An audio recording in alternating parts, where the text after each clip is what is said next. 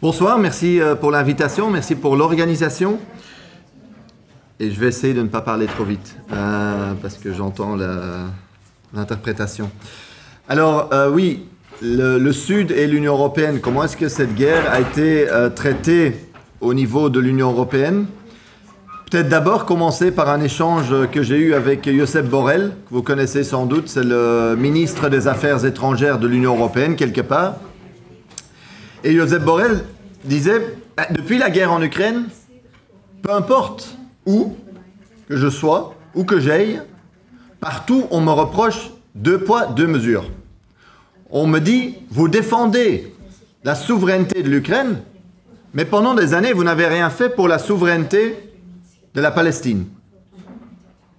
On ne peut pas dire que les pays qui lui disent ça aient tort. De la même façon, aujourd'hui, on parle de porter et de juger pour crime de guerre Poutine. D'autre part, l'Union européenne n'a jamais rien fait pour condamner ou faire juger George Bush pour les crimes de guerre en Irak. Là aussi, 2 poids, 2 mesures.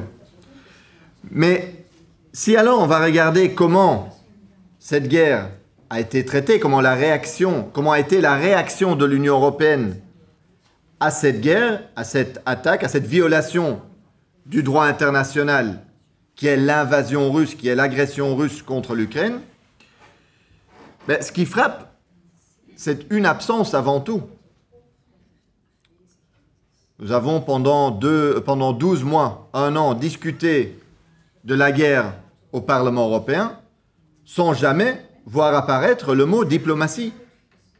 Dans les résolutions du Parlement européen, c'était notre groupe qui devait mettre le mot diplomatie, proposer le mot diplomatie, et c'était tous les autres partis qui votaient contre l'appel à la diplomatie pour faire cesser les tueries, les massacres, les morts et la destruction.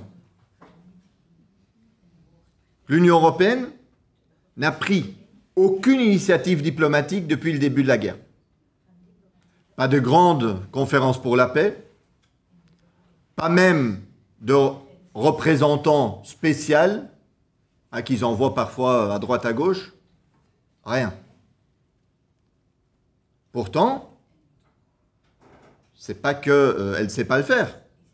Quand il y a eu l'Azerbaïdjan qui a attaqué l'Arménie, quand il y a eu cette guerre récemment, l'Union européenne a de suite réagi par une mission diplomatique pour calmer le jeu. Pourquoi? Parce qu'elle achète beaucoup de gaz à l'Azerbaïdjan, elle ne pouvait pas se permettre, etc. Bon. Pourtant, ce n'est pas non plus que la diplomatie est complètement impossible. Il y a eu des succès de la diplomatie, on ne le dit pas assez. Mais les deals, les accords sur les exportations de céréales, sur la sécurité nucléaire autour de la centrale de Zaporizhzhia, les accords sur les échanges de prisonniers, c'est des succès diplomatiques. Ça a été cité avant aussi qu'apparemment, à un certain moment, il y avait même presque un accord au début de la guerre pour faire cesser cette guerre, qui ensuite a été sabotée par, entre autres, Boris Johnson et derrière lui, évidemment, les États-Unis. Ce n'est pas non plus, encore une fois, que l'histoire de l'Union européenne qui dit non, il faut une victoire militaire de l'Ukraine, soit partagée par tout le monde ou soit crédible par tout le monde dans le monde occidental. Même Mark Milley, je ne sais pas si vous le connaissez, ce n'est pas un ami à moi, c'est le chef des armées américaines, autant vous dire que ce n'est pas un grand pacifiste, répète depuis au moins novembre de l'année passée que d'une part, la Russie n'arrivera pas à obtenir ses objectifs militaires, mais que d'autre part, il est tout aussi improbable que l'Ukraine arrive à regagner, à libérer le territoire où il y a aujourd'hui des troupes russes. Il est d'ailleurs rejoint par une série d'ex-généraux européens aussi. Et on le voit aujourd'hui que les lignes du front sont gelées depuis, Il y a eu quelques petites avancées, reculs de part et d'autre, mais globalement figé depuis très très longtemps.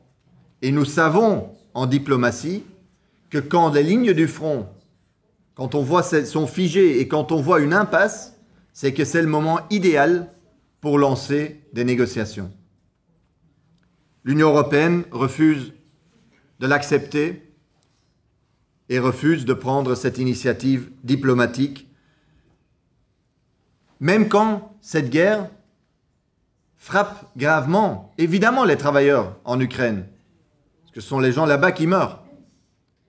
Mais aussi, ça a été dit, les travailleurs en Europe, pour les prix de l'énergie, pour le risque d'escalade,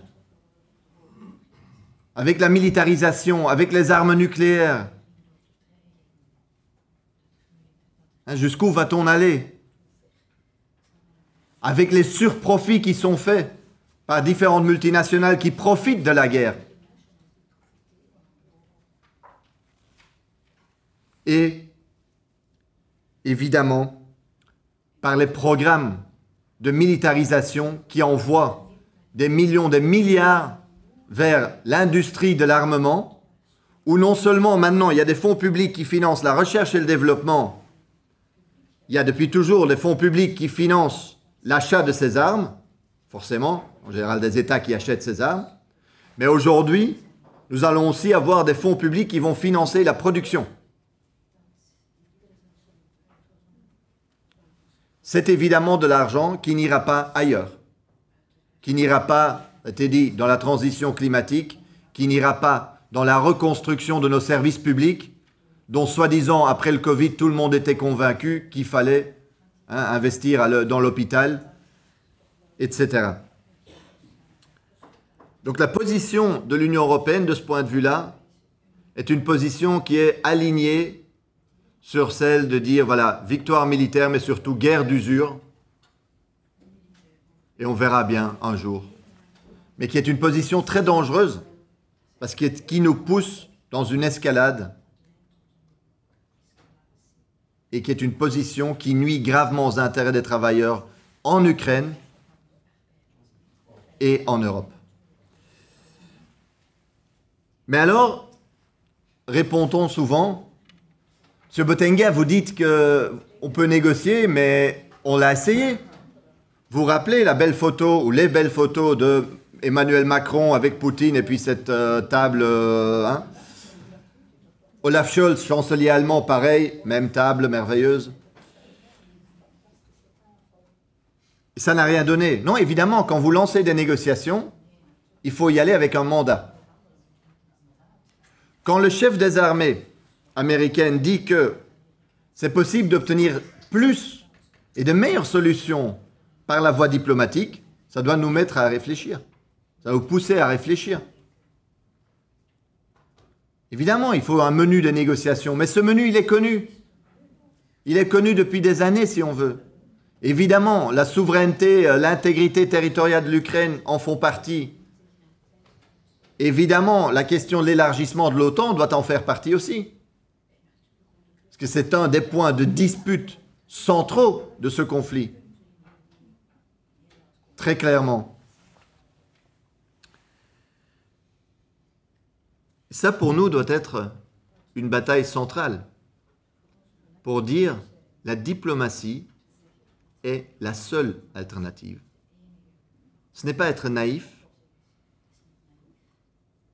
c'est la seule alternative à plus de destruction, à plus de tueries.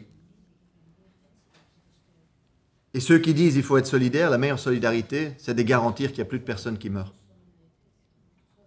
Et là-dedans, ayons le débat sur quel type d'Europe nous voulons. Est-ce que nous voulons une Europe de bloc militaire, aligné, soumis à la logique dont profitent les États-Unis aujourd'hui, avec l'OTAN, etc. Ou est-ce que nous voulons une Europe avec une sécurité collective, comme à l'époque les principes d'Helsinki, l'Organisation pour la sécurité et la coopération en Europe ont essayé de mettre sur pied, avec toute une série de traités de désarmement ou de limitation des armements,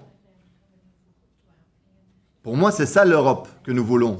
Ce n'est pas l'Europe de la militarisation et des blocs militaires, de l'affrontement, où chacun vit dans la peur permanente et où on a une guerre qui risque de durer des années. Et pour ça, il n'y a pas de secret, le mouvement pour la paix a un rôle fondamental à jouer. La plateforme Europe for Peace and Solidarity, l'Europe pour la paix et la solidarité, a le mérite de mettre une série de questions et d'alternatives sur la table. Et je suis convaincu qu'ensemble, nous pouvons rompre à ce refus, cette omerta contre la diplomatie, contre les négociations, et nous pouvons imposer des solutions justes qui permettent de sauver des vies et qui permettent d'avoir une perspective de paix pour notre continent dans les années à venir. Je vous remercie.